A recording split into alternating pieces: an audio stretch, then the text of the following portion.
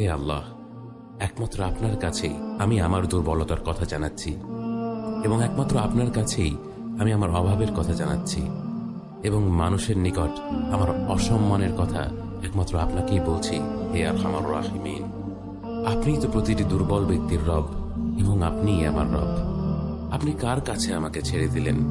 এমন অচেনা মানুষদের কাছে যারা আমার ক্ষতি করতে চায়, নাকি এমন শত্রুর কাছে যাকে আপনি আমার চেয়ে অধিক শক্তি দিয়েছেন? হে আল্লাহ, যদি আপনি আমার উপর রাগ না করে থাকেন তাহলে এর কিছুতে আমার কিছু আসে যায় না, কিন্তু আপনার আশ্রয় পেলে আমার পরিস্থিতি আরেকটু সহনীয় হবে।